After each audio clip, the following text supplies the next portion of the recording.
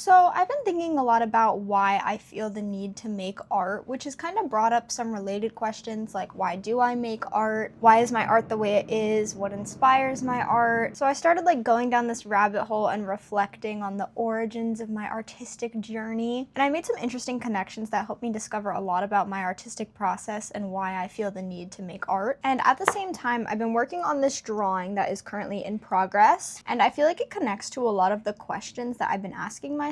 And I feel like a lot of my artistic origins really do come up in this drawing as well. Probably because I started thinking about these two things at the exact same time. But I'm gonna work on this while I tell you about why I feel the need to make art. And we'll circle back to the significance of the drawing later. I feel like anyone's artistic process naturally stems from how they grew up and their life experiences, obviously. So for me, if we start from the beginning, I had a rough childhood. I grew up very poor. I only really lived with my mom. I'm an only child. Both of my parents were alcoholics. So I spent a lot of time home alone. So to pass time, there were a lot of things that I would do for fun. I loved to sing. I loved to do my hair, my makeup. But there were a couple things that really stood out. I really loved playing with dolls when I was younger and organizing their house, doing their hair, dressing them up, obviously. And since my childhood was so rough, I would think a lot about the things that I wish I had or what I wanted. So I would give my dolls the life that I dreamed of. I've also always wanted to be famous. This has been a life dream of mine. It's kind of vague and also probably kind of silly, but I don't know, one of my dreams, okay? And I really love to sing. So when I was younger, my goal was to be a famous singer, specifically Ariana Grande. I loved Ariana Grande. I wanted to be Ariana Grande so bad. So I would make my dolls famous singers. They'd be rich, they'd have big families, and they would just have everything that I thought made up the perfect life. And they were my favorite toy. And with that, my other pastime that really stood out was watching YouTube. I've always loved YouTube and I've always wanted a YouTube channel because I just loved it so much. And I would watch every type of video, lifestyle videos, Minecraft videos, animation videos, beauty videos, art videos. And I still watch all of these now, so nothing's really changed. And for my YouTube dream, I didn't even care what type of channel I had. I just knew I wanted a YouTube channel so badly because I always felt YouTube made me feel so inspired and obviously entertained all the time. And I always just really wanted to be able to give that to other people. I feel to me, being inspired is one of the best feelings. So I was really passionate about giving that to other people. The problem was that I didn't really have the means to make a channel. I knew that all young YouTubers had support from their parents and they had cameras and lights and all this fancy equipment that I wouldn't be able to afford. I didn't know how to edit, and I was also afraid to film in my house because I knew it wasn't very nice and I knew it wasn't what people would want to see, so I couldn't really make any videos. And sometimes I would get an urge to make something. I'd be I want to do a craft, but either I didn't have the stuff to make what I had in mind, or I just didn't know what to make. But I always knew I was really good at art, so when I did have an idea and I had the stuff to do it, I would make the thing I had in mind, but I would sit there doing it and I would just not have fun for some reason. I didn't enjoy it. And I feel that's very unusual, to have a talent but not really like it that much. I don't know how many other people feel that way. But what I was passionate about was singing. And since I wanted to be Ariana Grande, I was also very interested in acting and dance. I really just wanted to be famous, and I felt that was the way to be famous along with YouTube. But I didn't have the means to take any acting or dance classes. So instead at school, I would just take as many chorus classes as I could. And I can hold a note kinda, but I was never really good enough to get any solos or recognition in chorus. But in my art classes, I always got recognition. And all my art teachers and all of my artsy friends would always praise me whenever I did anything art. And I think that kind of encouraged me to act more on my artistic skills. And honestly, my school life was really great. I had a lot of friends and it was an escape, but my home life eventually reached a point where we couldn't really continue on like that in Florida. So I had to move in with my grandma in New York. And that was very hard on me because genuinely every single aspect of my life changed. But since I did have money now, I was able to enroll in dance classes and singing lessons and theater. And I was so happy because that's what I always wanted. But I really didn't realize how much culture shock could come from just moving from one state to another. There was nothing the same about my life after I moved. In Florida, my school was super diverse. There were rich people, poor people, people of all races from everywhere. And it was very evenly split between all those things. And everyone just had really different backgrounds. And I think people often think that diversity is only about race. But in my opinion, it's about differences in everything. And I think think social class is a huge part of that, because when you actually have every type of person, then everybody actually feels equal, because everyone is so different that you're not even comparing anything, rather than this like fake equality you get when each person is individually acknowledged for their differences. And in New York, everyone was very white, very upper middle class, and I think because everyone was so similar, that's what forces people into like cliques and stuff. So it was very cliquey. There were popular kids, jocks, the weird kids, the theater kids, all the stereotypical cliques, and nothing like that ever existed in Florida. Everyone would just talk to whoever they wanted to. And just seeing that difference and realizing that there's places where true diversity doesn't exist made me realize that the life that I had in Florida, even if it wasn't desirable in a lot of ways, it made me realize that that's how things like should be. But because New York was so cliquey and I grew up so differently, it was so hard to like break into any clique, and I had no friends for so long because nobody in New York was even slightly similar to any of my friends in Florida. They were judgy about everything. Everyone talked behind everybody's backs, which was so weird because in Florida people are very direct and blunt. People were like way more reserved in class instead of being loud and extroverted. The humor was totally different. I didn't think anyone was funny in New York for a while, and people didn't like me because I was the exact opposite of all those things. I was loud in class. My humor was completely different. I was very blunt, but I didn't like them either because why are you acting so weird? Why are you people living like this? This isn't normal. So after I lost my perfect school life that I didn't know I had in Florida, I realized how important community and friends are to me. And to make friends in New York, I genuinely had to change every single aspect of my personality because my real personality just wasn't working. Like, no one liked me. So I literally just shut up, like just stopped talking completely in class. And that was when I actually started to make friends. So it was very lonely, especially for someone who already spent so much time alone because I don't have much family. Basically, I didn't take moving well. So I would go home from school and I would watch my YouTube videos. And I still really wanted to make a channel so bad, but it still just wasn't the right time, even though I did have the means at this point. But everyone in New York was so judgy, and I was so afraid that it would make people like me even less if they found that and then started making fun of me for it. I was just terrified. So I still didn't start my YouTube. And after being in theater for a while, I really started to realize that I'm not good at theater. I couldn't keep up in dance. My singing was not where everyone else's was. I can't act. It was just not going well. But I still really liked the theater environment, so I started to like use my art skills in the theater world. So I would make props and like paint sets and stuff like that. And then suddenly all my theater teachers loved me and I was being praised again for art. And I feel like that really gave me some confidence back, and I started to take more art classes because of that. But I still didn't feel like I loved doing art. I never like drew for fun or doodled on my papers like all of the other art kids. Well, at this point, before I knew it, it was almost time to apply to college, and everyone was telling me to go to art school. My theater teachers were telling me to pursue art. All my art teachers were saying I was so good and I needed to go to art school. My uncle's an architect, so he went to art school and he was telling me to go to art school. Literally just everyone was telling me to go to art school, and I was like,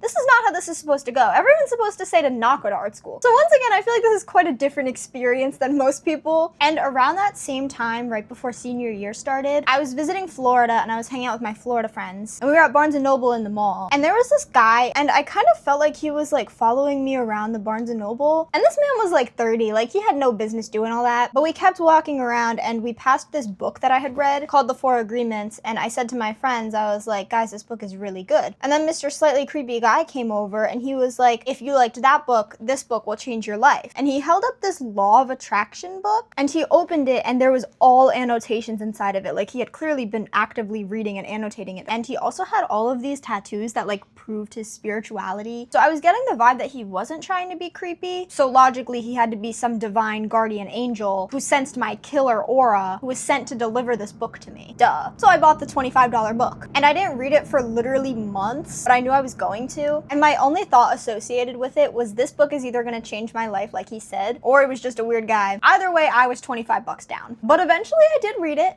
and it changed my life. I could literally talk about it forever, but the very basic premise of it is that if you only think positive thoughts, then only good things will happen to you, and vice versa. If you think very negatively, then you'll only attract bad things. The problem is that it's so much easier said than done. You have to like consciously think about every single one of your thoughts and then deliberately make each one of them positive, and it takes like 120% of your energy. I'm also naturally a very negative person, and I try really hard to be positive, but I literally had to change every single aspect of my mind. Like completely, because every thought in there was wrong. But I practiced it consistently for like 6 months, and I got to a point where I was really good at it, and I genuinely attracted so many positive things. Like, the book works, but you need the open-mindedness to read it, and then you need the discipline to apply it. And as someone who had such a difficult life, it felt like my entire life was flipped upside down all over again. I found the best friend group I ever had, a best friend that I got really close with. I traveled more in those months than ever before in my life, including leaving the country for the first time. I got a girlfriend who I'm still dating now. I got to do cosmetology school, which was always kind of a dream of mine, like when I did my doll's hair when I was younger. I was president of literally every single club at school. Like, guys, I had it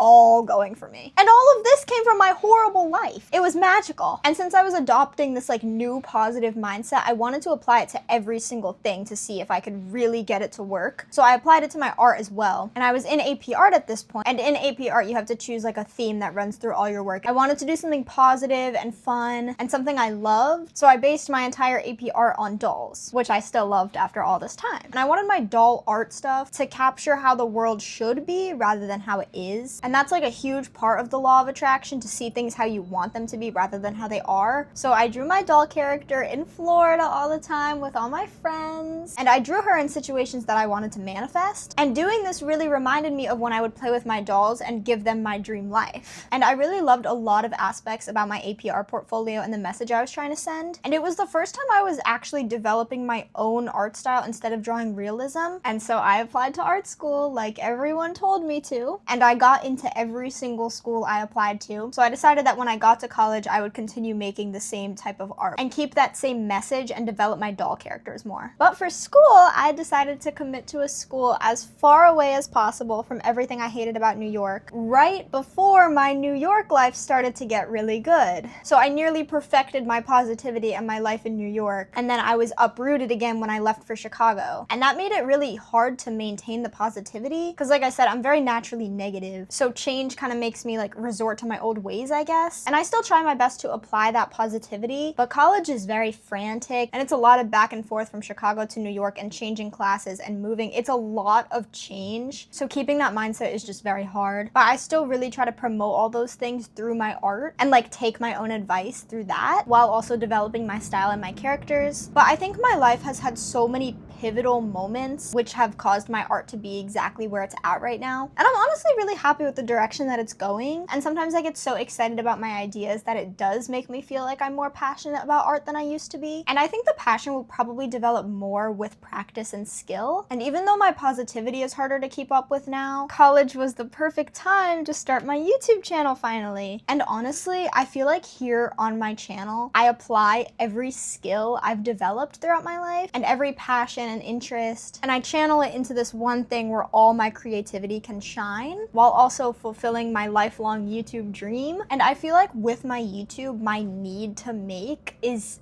actually fulfilled. Even though my channel is still small and my filming and editing skills like aren't exactly where I would like them to be one day, here I can combine my love of YouTube and inspiring people with my passions for fashion and art and create like a purely positive place that embodies my artistic and creative skills, where I can share all of my positive messages. Like, everything about me comes together in my YouTube channel, and when I'm doing this, I feel like I'm like exactly where I'm supposed to be. The filming, editing, designing thumbnails, and then getting to read the comments about how I actually have inspired people or that they have taken something out of my video. It's more fulfilling than anything I've ever done. And at art school, I can create anything I want with like no restrictions. And I have my doll style with my like beauty cosmetology influence that I'm really starting to love, and a message that I understand and fully believe in. But my passion still doesn't feel like it's in making drawings or paintings or sculptures. I find it in my YouTube channel. It just ticks off every box of like why I need to make art. It all comes together here. But with that, I still do have a need to make physical art. And I think I'm getting closer to discovering why. But I think this drawing relates to so many of these needs, which is why I think it's significant to talk about it here. So this is from my fashion illustration class, and the assignment is to illustrate like tired or worn clothes that are indicative of some time period or culture, or just like story story behind the actual clothes. And I've decided to go very current with the time period, but I've taken inspiration from my own life and the culture shock I experienced when I moved. So the concept here is based off me and my friends growing up poor, but like compensating for that by trying to like